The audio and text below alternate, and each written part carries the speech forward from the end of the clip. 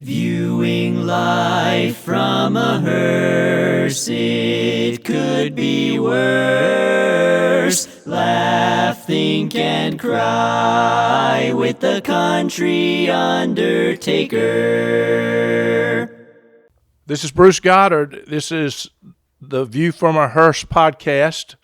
Just want to remind you that View from a Hearse really means that we just look at life with the end in mind. And I've got a special guest. He's my friend, Chuck Gallagher, today. Chuck and I met. I just looked Chuck, I think it was like 9 years ago, and Chuck was presenting at one of my meetings in my business career, and not about what we're talking about today, but about his business and his area of expertise that he was helping my company. Chuck is a well-known author. He's a much-in-demand speaker. He is a business entrepreneur. He is a man of great character, but he learned some of his character the hard way. And I think you're going to be blown away by what you hear. He's appeared on CNN, National Public Radio. I think, Chuck, you had your own radio show for a period of time. He's helped a heck of a lot of people. So if you're in a place where you have messed up and you're wondering if there's a path back to normalcy, you need to listen to this. Or if you have somebody in your life that has gone off on the wrong path and they're wondering if there's a way to get back to regular life, you need to listen to this. And then there's other people that are out there in the business world or whatever world you live in that are wondering or thinking maybe about taking shortcuts in life.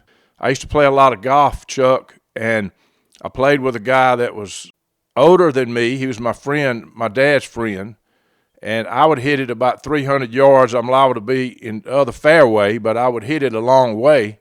Wade hit it right down the middle about 200 yards. He never got out of the fairway. So when we got to the hole, on most holes, Wade would beat me, and he would always say, "It's not how you drive, it's how you arrive." And that is really true, and that's what this episode is about. You can get in the deepest rough in life. You can be in a place behind the tree where you don't have a swing, and you can always find a way out of the woods, back in the fairway, and on the green. So, Chuck, thank you for joining me. I know you're a busy man. I know you're flying all around the country. Why don't we start by just let you tell a little bit about what you do now? Well, Bruce, first, thanks for allowing me to be on the show. I'm really excited about this because, like you said, we met 9 years ago. I knew you or of you, and I have heard you speak. And so it's just really an honor to be here. You and I have spoken at some of the same conventions over the years, either at the same day or the day before or after, but I know we've crossed paths out there. Absolutely. We have definitely crossed paths from time to time.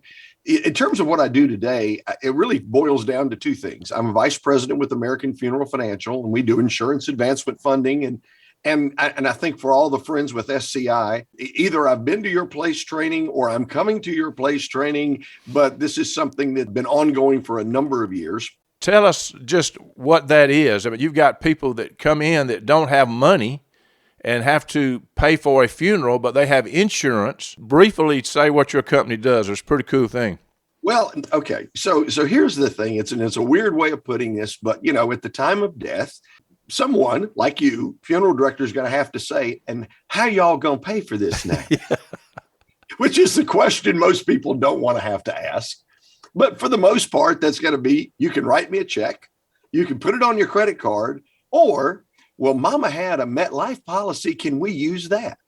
In essence, what we do is we're that conduit that verifies the policy and funds the funeral home. So the funeral home has no receivable and the family has access to those funds. It's kind of like at death, insurance is a source of funds, but there's a combination. It's like you got to unlock the key to be able to access the funds, and American Funeral Financial has that combination. We unlock the key and make the funds available.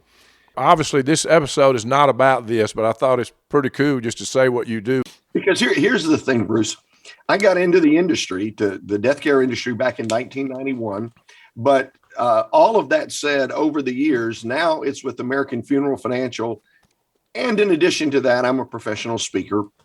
So I end up within the industry and outside of the industry, talking a lot about the choices we make, the consequences that follow, effective leadership, and a variety of things that relate to our station in life and the fact that our history does not always create our destiny. And that's true. So talk about growing up. Okay, so this is something you're not going to anticipate, but we'll play this out briefly. I was born in Baltimore, Maryland. I was adopted at birth. So my parents were in Baltimore. My dad died when I was 2 of diabetic complications. Eventually, my mother, when I was about 6, said, let's go back to the Carolinas where her family was. It's a kinder, gentler place. It might be a little easier to raise a, little brat like me. So during that process, just like anybody else, grew up, went to high school, finished that, went to college, started as a music major, by the way. That lasted all of 1 semester. They said teach. I said perform, teach, perform, teach, perform. Apparently, I had no talent. So I went into accounting because I did not want to be a poor musician. And that led me to an entirely different place. We'll talk about that later. But as a weird side note, when I was 27 years old, my wife and I were thinking about having our first child. And I wanted to know the biology of my past. I mean, I knew I had a loving mother, so couldn't complain at all, but I wanted to know the biology. And so I began to try to see if I could get some records released just to tell me the biological background. And by the way, I was born in 1957. There were no records of any substance in those days. So long story short, in 6 hours, I ended up finding both biological parents. Developed a relationship with my biological mother. In fact, my biological mother and adopted mother met each other.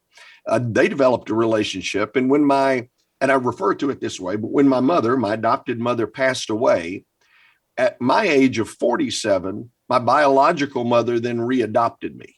So I have literally been adopted twice. Wow. So that's a weird side note to, what's your past? Unbelievable. I don't think I've ever heard of that. I don't think I've ever heard of you getting adopted and your biological parent adopting you back. That's, wow. Yeah, it was different. She said to me, look, you have no legal standing in my life. I gave you birth, but you have no legal standing. So she said, would you be willing to be readopted? Bruce, it was hilarious walking into the courtroom because here's my mother. Her hair is like my color at this time. Mine was a little darker at the time.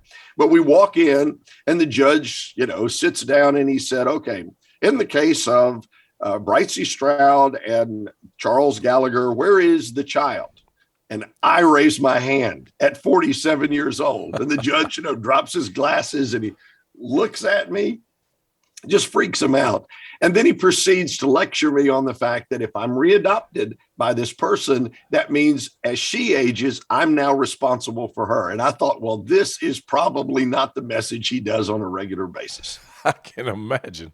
That's unbelievable. So where'd you go to school, Chuck? You became a CPA, right? I did. I went to school at Appalachian State University. That's in the University of North Carolina system. There's a little train up in Boone, North Carolina called Tweetsy. So we called that UNC at Tweetsy. Finished there, got my master's degree, became a CPA, and that was in the late 70s, early 80s. Yeah, you're a little bit younger than me, but we're definitely in the same era. We definitely grew up during the same time, that's for sure. So you live in Greenville, South Carolina now, right? I live in Greenville, South Carolina, yes. So tell a little bit about what happened as a CPA, about your rise and what was going on in your career. Well, I think all of us have what I'm going to refer to as God-given talents. Now, you're a man of faith, so we're going to have some faith conversation floating. Go for it. But I think we all have God-given talents, and mine was music at the outset, which meant I liked to perform. So consequently, when I became a CPA, the issue was, what do you do as a CPA? And I was really good at selling, and I was really good at performing. So I consequently became a tax partner in a firm. And we did lots of seminars and things that made it easy for us to pick up business. And that was kind of what my role was. Now, for any accountant that listens to this, what's getting ready to come out of my mouth is heresy. But as a CPA, I didn't care if it balanced. Okay. If you had $10 million in the bank account and your bank reconciliation was off by $564, it was irrelevant to me. It was immaterial. Now, the true accountant wants that to balance so bad. I was more interested in picking up business, and I was good at that. Eventually, I testified before Congress on various aspects of federal tax law. I wrote articles in national magazines. I taught continuing education courses in 30 states.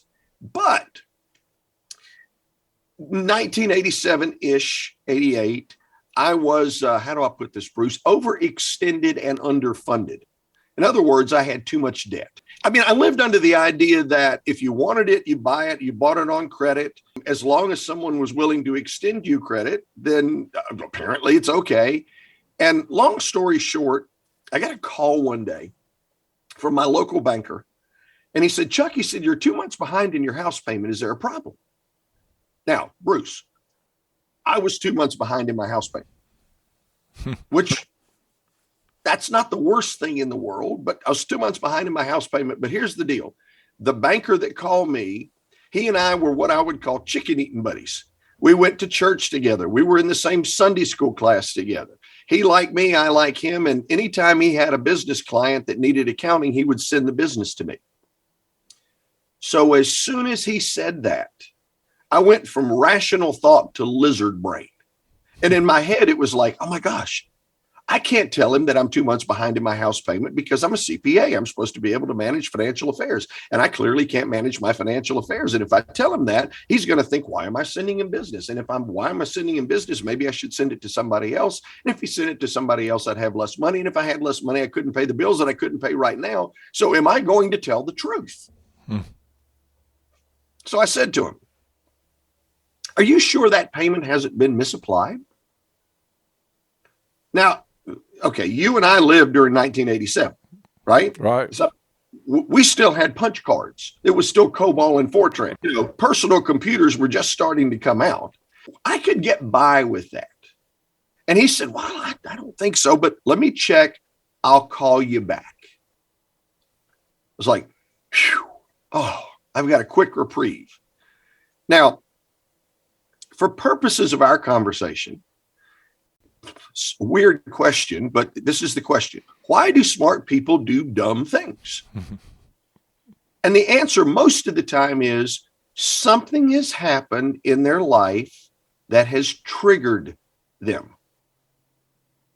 Something took place and it causes you to get wild-eyed and start thinking about, oh my gosh, we've got a problem here. What are we going to do? And I'm totally switching gears with you for a second, but it would be the equivalent of in the death care industry. We just found out after the burial that we buried the person in the wrong space. Holy moly, what are we going to do?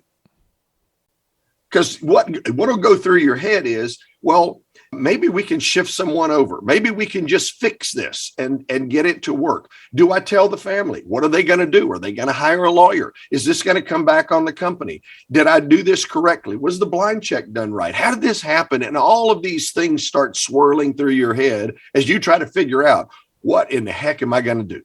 That was what was happening. When there's a need, we by nature search for an alternative. Okay? Or at least some opportunity to fix it. On that day, in my mind, it was like, oh my gosh, I've got to solve this problem.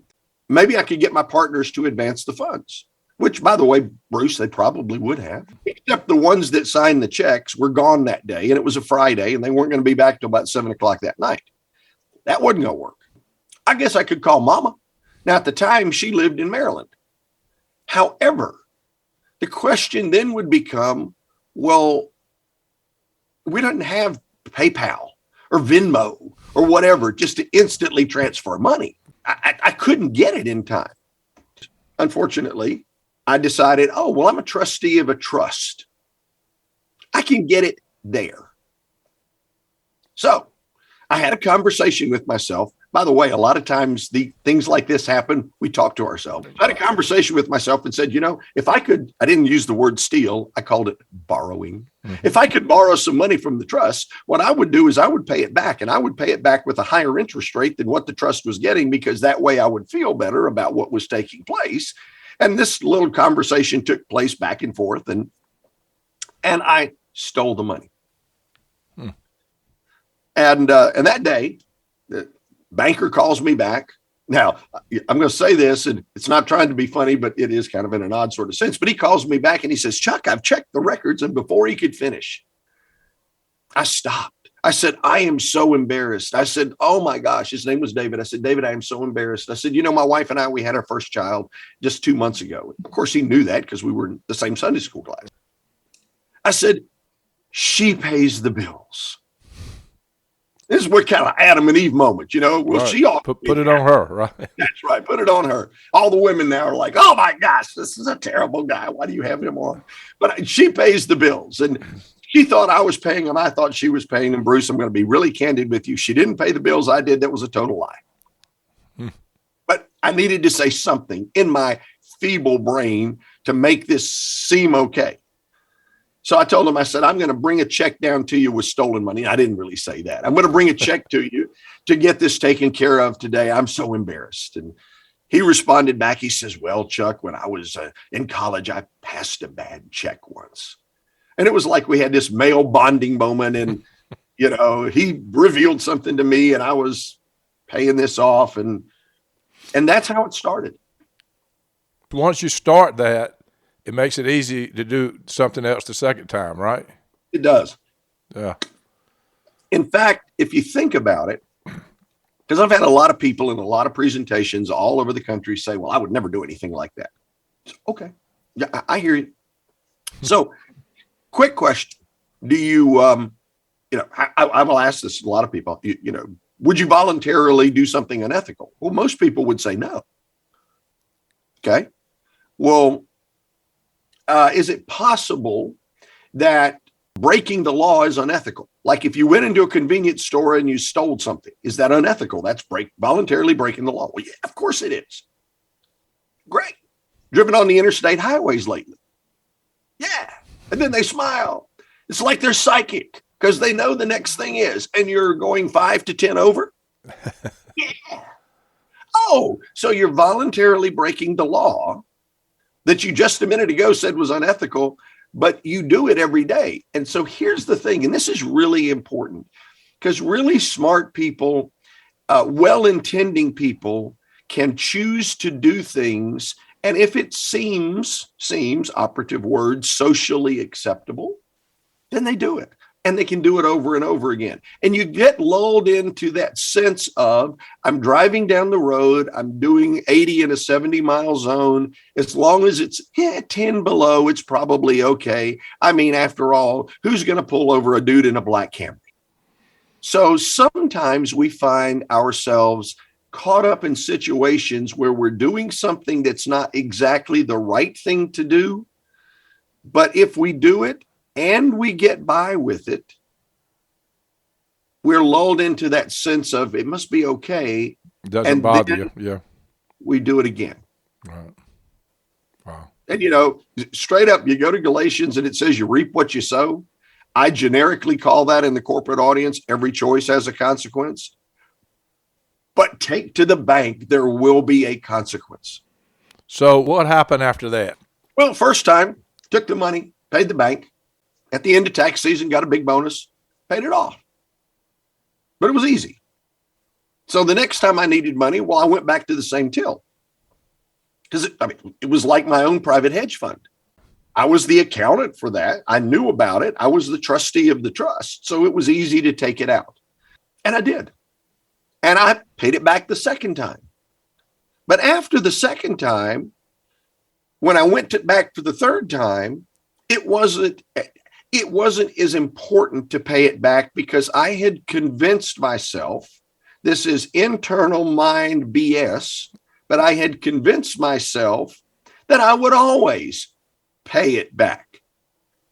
So if on the third time I didn't pay it back as quickly or in the same way, Well, that's okay because I am going to pay it back. Again, because I know of our mutual connection in the death care profession, it would be the equivalent of, and I'm not saying that I know anybody that's done this. Well, I do actually, but that's not relevant to this. But it would be the equivalent of, I own a funeral home. I've got to pay. I've got to tote the note. I've got to pay Bank of America or whoever it is. And our call volume's down this month. But we've got all these pre-plans in this trust. Well, I can just take some of the money out and I'll make my mortgage payment. Next month, the call volume's good.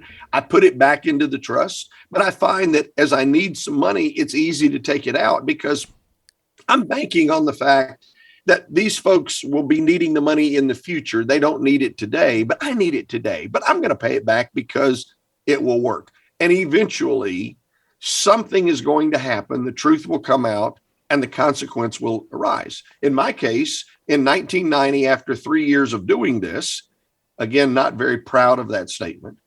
But in 1990, I got a call from one of my clients that needed money that I had stolen. Unexpectedly, they needed the money.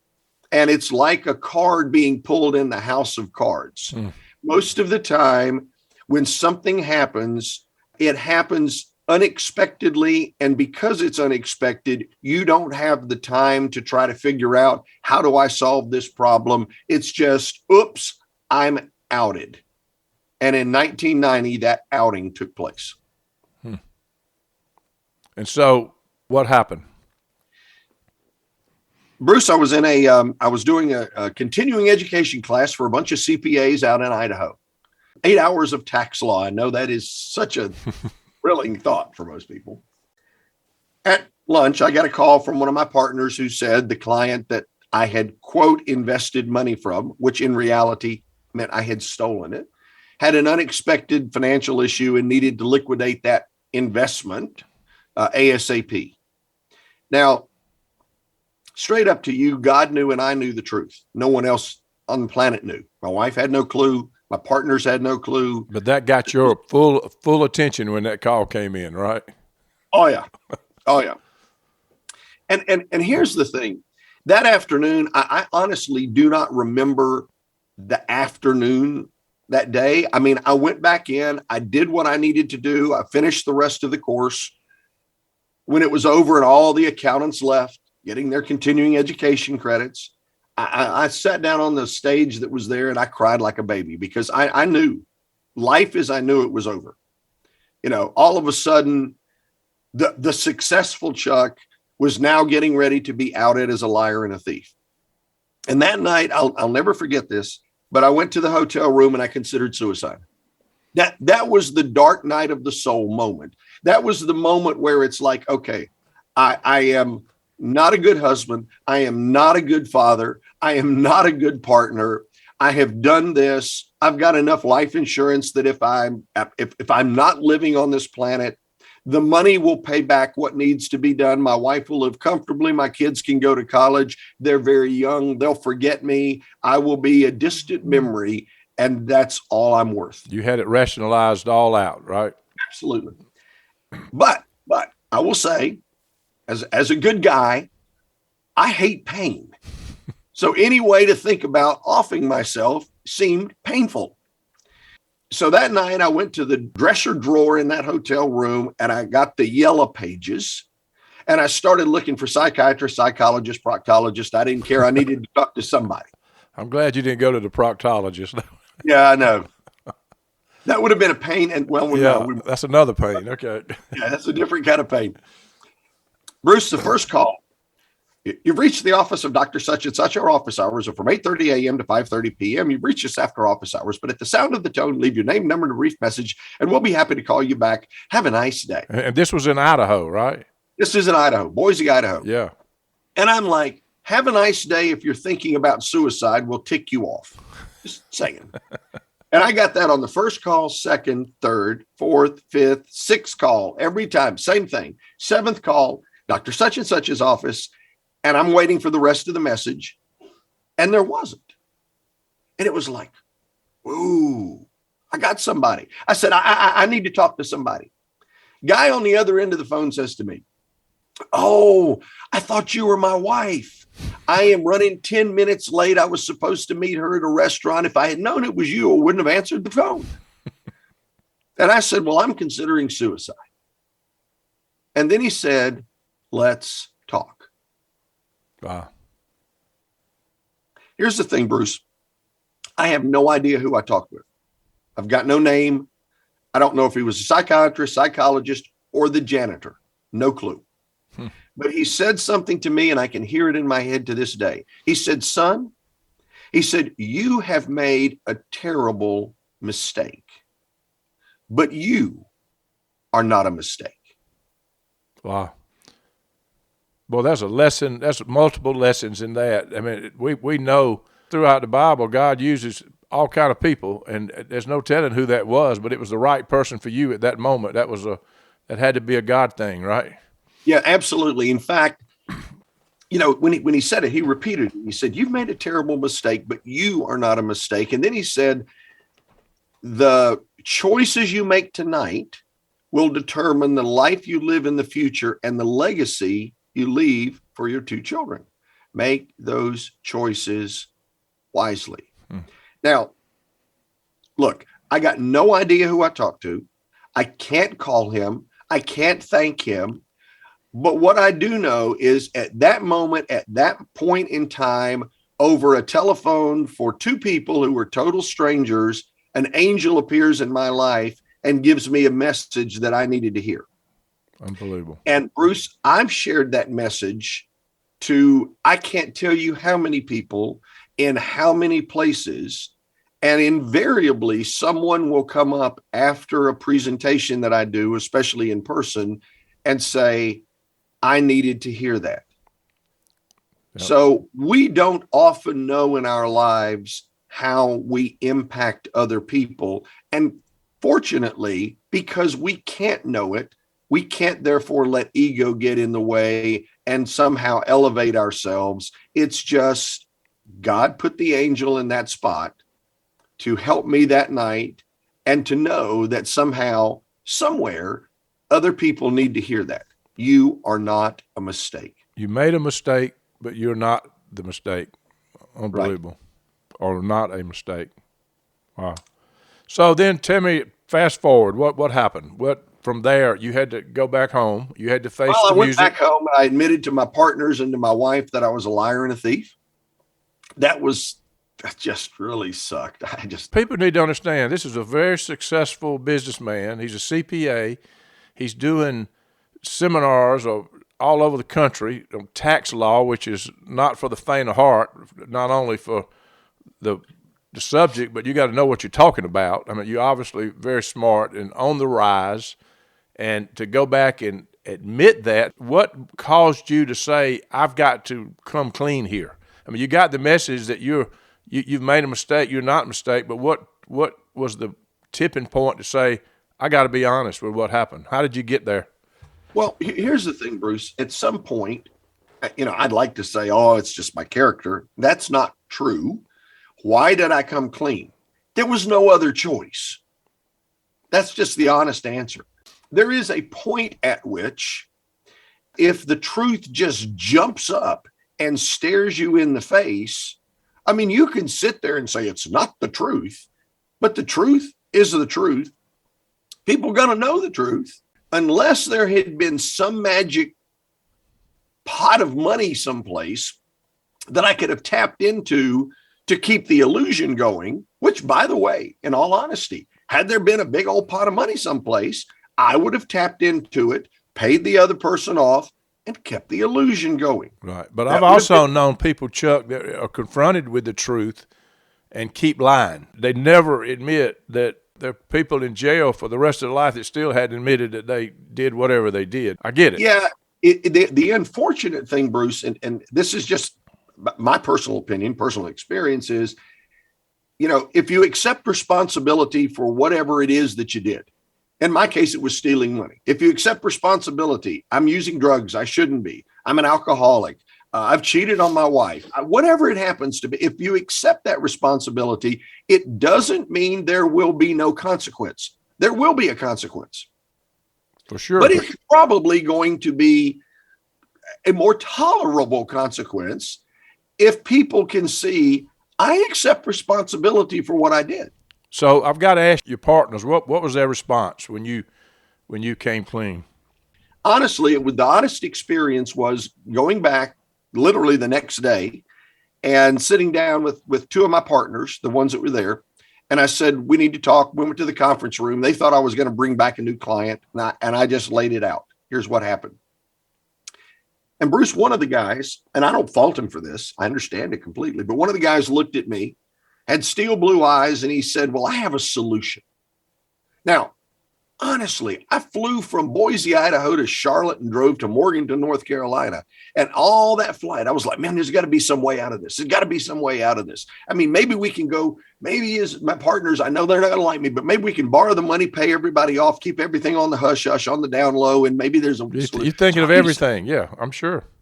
I got a solution. I'm like, yes. And then he looked me in the eyes and he said, I think you need to off yourself. You know, I'm a hunter. I'll give you the gun. Go down by the riverbank. It's going to be a messy thing, but at least it won't be in your house for people to remember. He actually gave you that advice.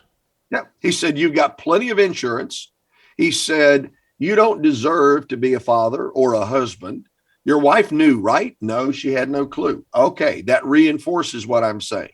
Solve the problem, off yourself, and we'll clean up the mess.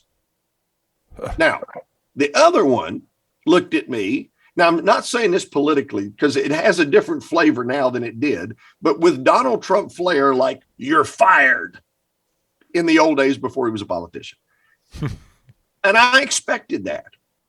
And then he said to me, now, you need to hire a good attorney, and we deserve your full honesty because we didn't have anything to do with this, and this could have an amazing negative impact on this firm.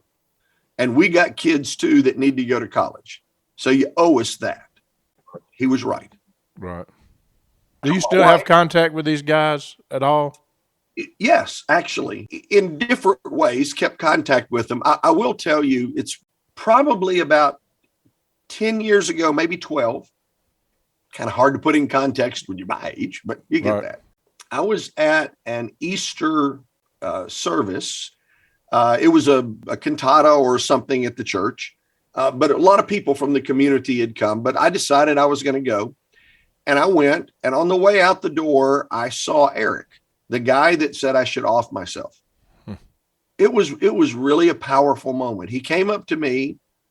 He said, I want to give you a hug, which shocked me. He said, I'm really proud of what you've done and the life that you made for yourself.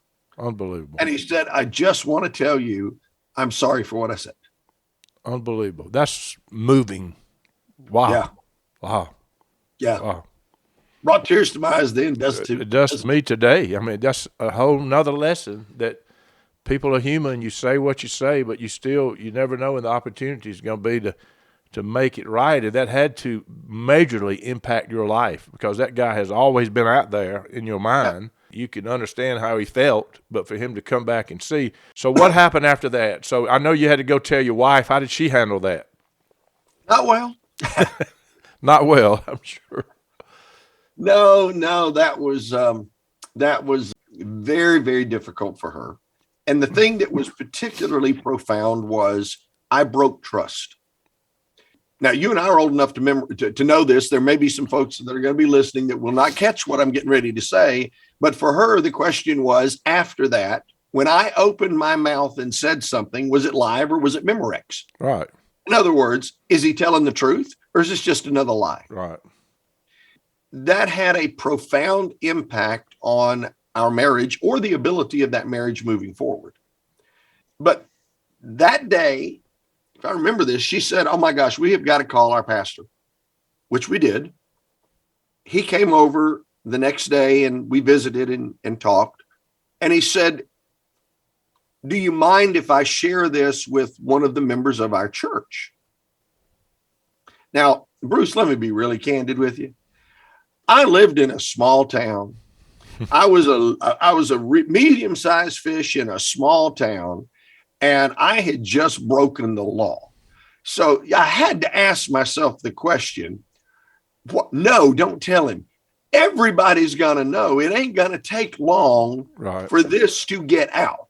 So it was like, yeah, tell anybody you want, because it's going to get out anyway. Right.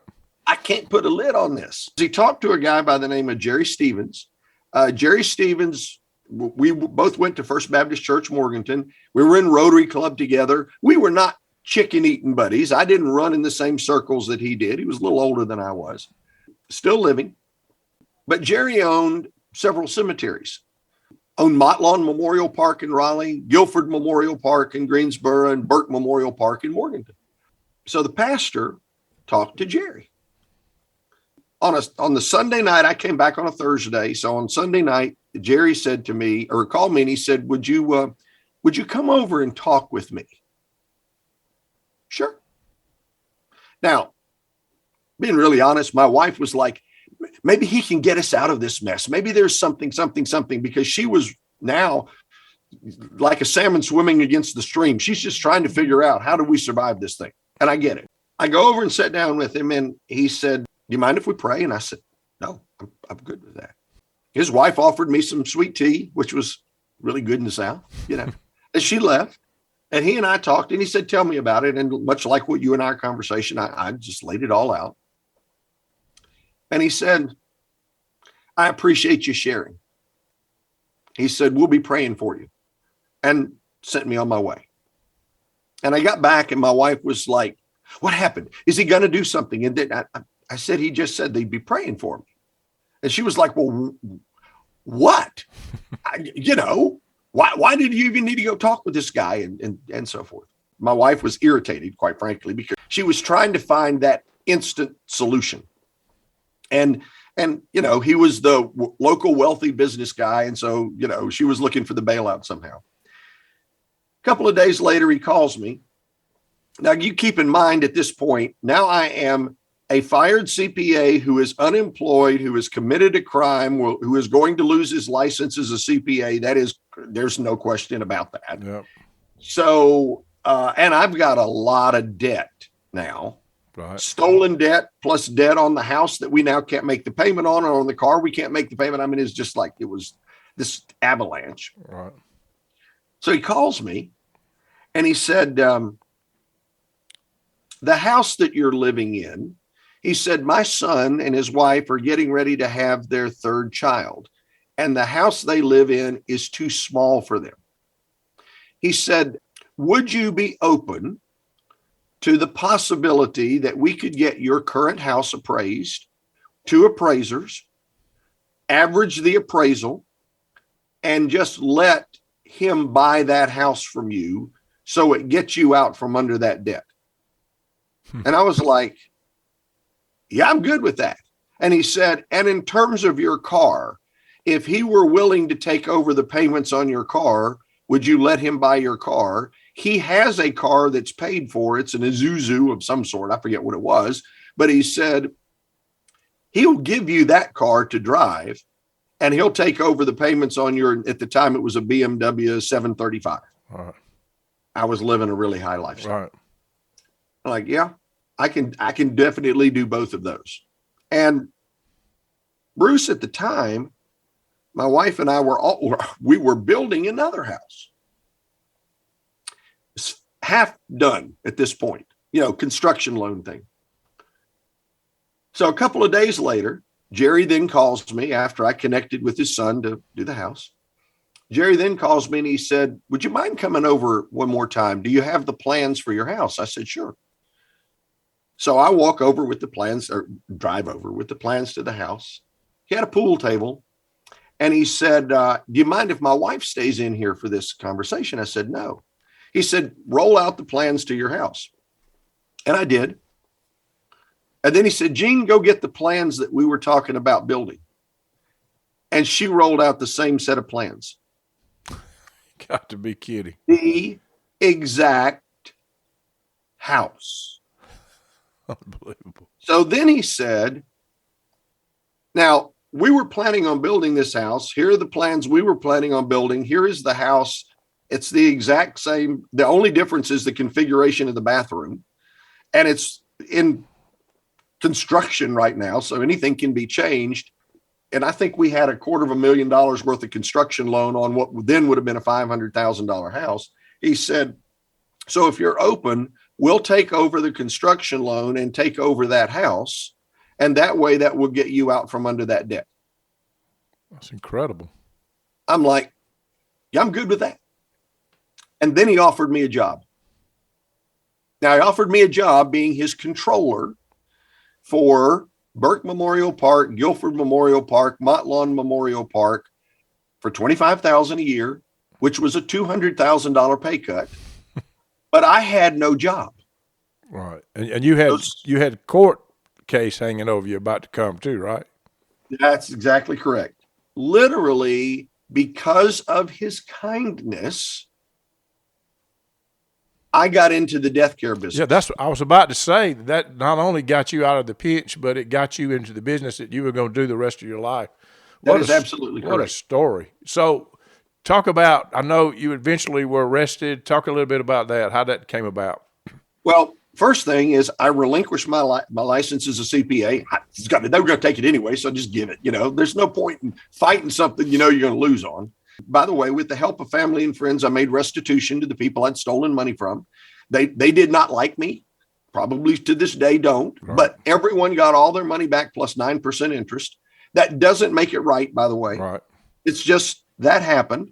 The federal government wanted to prosecute me, but they knew that I had legitimately borrowed money with cosigners to pay restitution.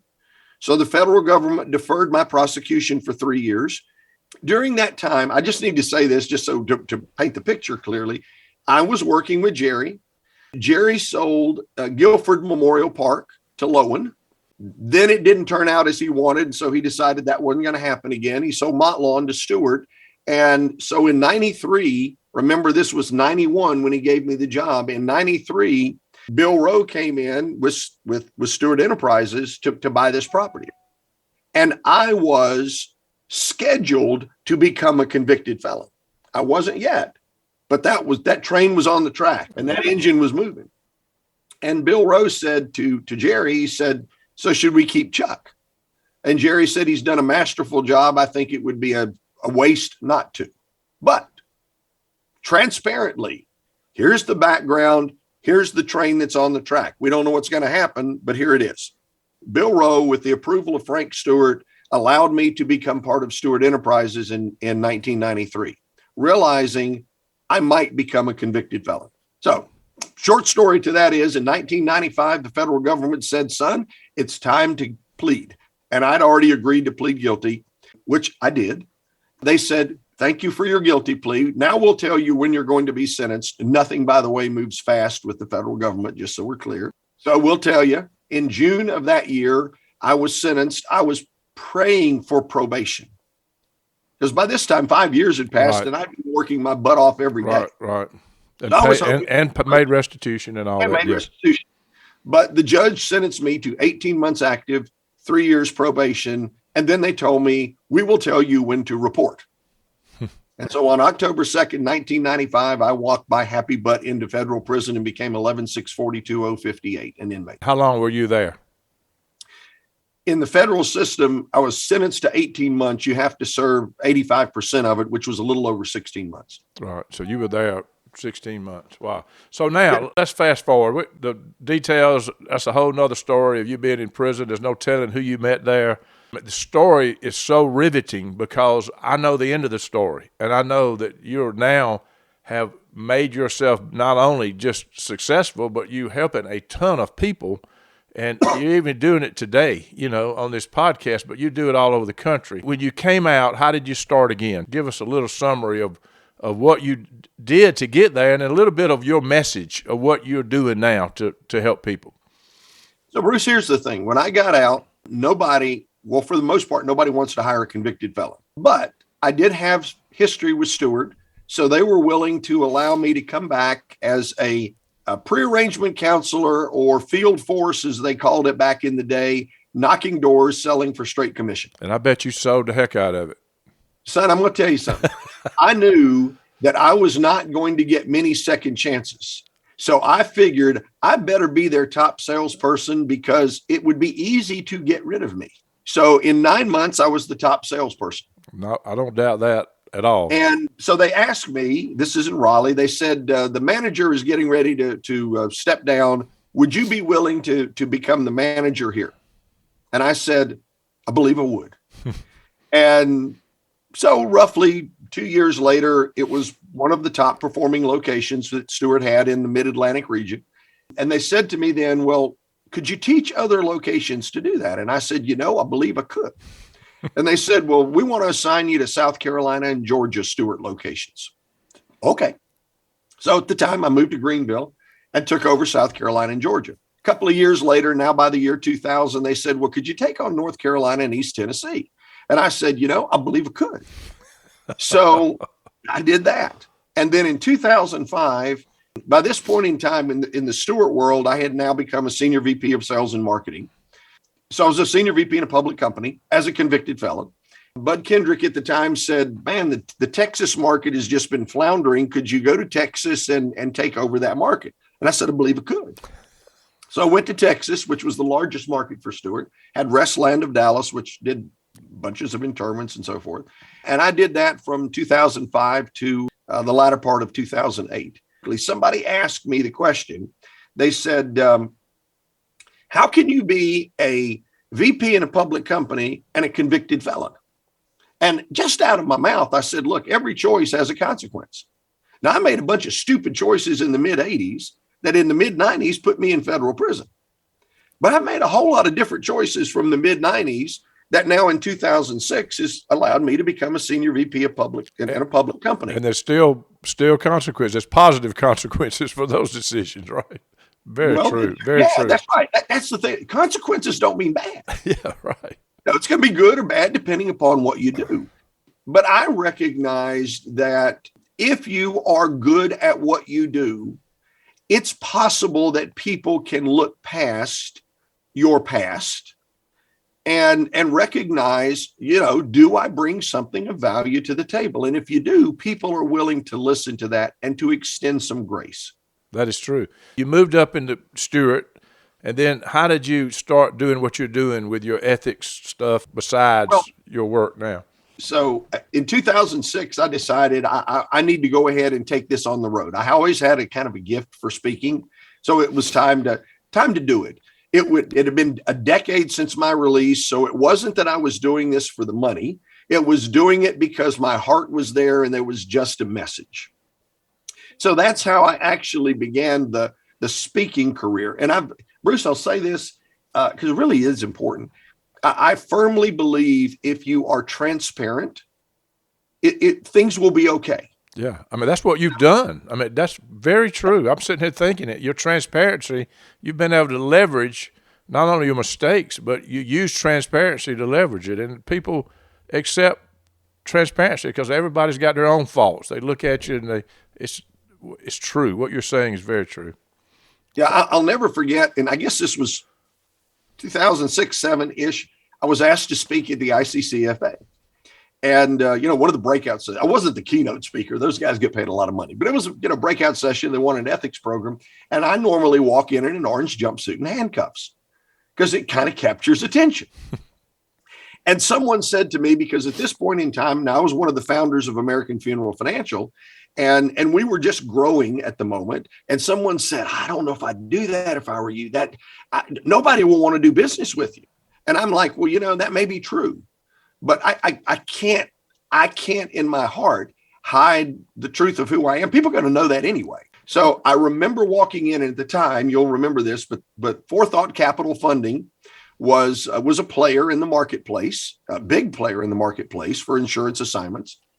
Will Bischoff, as I recall, was one of the main guys with Forethought Capital Funding. I'm walking in, I turn around, I look, and there is Will. And I'm thinking to myself, okay, I'm either committing business suicide or this will work out. I'm not sure which, but my primary competitor is getting ready to hear me out myself. Never forget it to this day. He walked up, could not have been a kinder human being, and said, that was very impactful. I've got all the respect in the world for you. And our business literally in the death care industry just took off. And I think part of it is I will tell you the truth. Now, I'm not saying I've always been truthful. So I'm not going to, that's not true. Right. But I will tell you the truth. And I'll do everything I can do to help you. So I think people recognize that. And the fact that I was willing to out myself then allowed not only the speaking side of the business to flourish, but it also allowed the ability to provide service in the death care profession to flourish as well. Well, people do respect that, and I respect it. I want to let you talk about, give advice for other people here. I think they need to hear. I think they can glean from what you said, but I think you can say some things that people need to hear. I know you've written several books. Well, okay, first thing, the first book I wrote was called Second Chances, 23 Steps to Transforming Adversity into Opportunity. A lot of that talks about what we've talked about here today and the experience in prison and the lessons to be learned from that. And the second book is called Every Choice Has a Consequence, which kind of takes it from I'm out now, where does this go? And what are the lessons? And here are some that are real simple. Number one, always be truthful. I have, Bruce, and this is not going to surprise you, but I literally get calls pretty much every week, if not at least every 2 weeks, from somebody that's been incarcerated. I can't get a job. What do I do? Et cetera, et cetera. Well, number one, when you go to the interview, do you tell them you're a convicted felon? Well, no. Well, that's wrong. Okay. Lay it out on the line. If you and I were interviewing and I wanted to get a job, we'd have a nice conversation for about 5 minutes. And I would say, Bruce, let me ask you a quick question before we proceed. Does your firm have a policy against hiring a convicted felon? Now, you're not going to expect that question. So what you're going to do, you're going to tell me the truth. Well, we do or we don't. But why are you asking? Well, let me explain why. I am a convicted felon. And let me just lay out for you what took place. Because if your firm has a policy against hiring a convicted felon, we don't need to continue the interview, and I don't want to waste your time. That's not fair to you. Now, if I did that, here's what you're going to know. I'm going to tell you the truth. You're not going to find it on a background check. I am going to tell you that on the front end. It is better to be blunt and honest than to try to hide something. Because if you hide it, someone's going to go in your closet, try to find a bullet, put it in a gun, they're going to shoot you. Because unfortunately, that's the negative side of human nature. So if you out yourself, then they can't do that. Now, people might not choose to do business with me, or they may not choose to hire me, or they may not like me. And it's okay. Right. I don't have to be liked by everybody. But I at least know that I am going to lay the truth out, because transparency always wins. The other thing, and I said this at the beginning, and this is so true, and that is your history does not create your destiny. History is past. Own it, be responsible, accept accountability for what you did. But it doesn't create your destiny. The choices you make today create the destiny that you're going to create. So if you want something better than what you've got, work for it. The reality of it is, if you say this, well, they just won't give me a job. They won't give you a job. You're not entitled to anything. You earn what it is. So do what other people are unwilling to do. Now, for you and I, this doesn't seem bad, but the average person walking the streets thinking knocking on doors selling cemetery property is not an exciting job.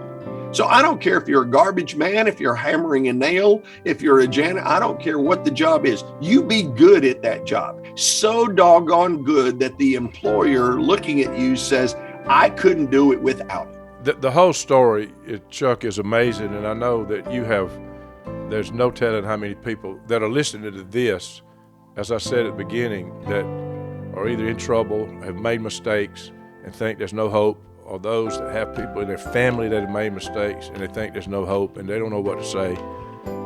Or there are people that are tempted right now to do some of the stuff you would do. And like you said, it starts pretty innocently, and you rationalize it out, but it can unravel in a hurry. Chuck, I'll tell you this. I have a heck of a lot of respect for you, my friend, and what you're doing is powerful.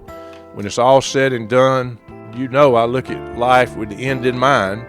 When we're all dead and gone, what people are going to remember about you is a man that made a mistake but was redeemed. You did things to be in a position to be redeemed, but God extended his grace to you from the beginning, from Mr. Stevens to the guy that you met on the phone in the hotel room when you were at the end of life. God was extending his grace, and at the end of the day, that's the message. It's about grace. Can we just extend a little grace to people that mess up? Because we all do. It may not be that, but it's something. In my mind, that's the greatest message. That is the message of the Bible from Genesis to Revelation. It is a message of grace and extending grace. And what a story, man. What a story. Bruce, one of the things I say this to end on my part. I was a music director in a church for 12 years. I am saved, accepted my profession of faith as a teenager. I understood the message of the Bible. But when you experience it, it becomes so crystal clear. The experience of grace and redemption and second chances and love, and it changes you. And that has been probably to me the most profound impact, is what I intellectually knew, I now have experienced through grace. And for that to me is the gift. That will be the message of your life. And that is the most powerful message you can have. At the end of the day, it doesn't matter how much money we make, whether we drive a BMW or whatever car it is. That is the stuff that you'll be remembered. And if God sees the big picture. And again, I'll say it again. It's not how you drive. It's how you arrive, brother. And God bless you. Thank you, Chuck, so much. Folks, you can order his books. Absolutely. You just go to Amazon.com and you can find them. And Bruce, the other thing I will say is, if somebody has personal questions, if they feel like I just need somebody to talk with, you can go on my website. My telephone number's there. It's chuckgallagher.com. I'm happy to talk with people because people extended that to me, and that's my pay it forward. Right. chuckgallagher.com. Thank you, my friend. God bless you, Chuck. You take care. God bless you too, Bruce. Thank you so much. Thank you, man. Bye-bye. Viewing life from a hearse, it could be worse. Laugh, think, and cry with the country undertaker.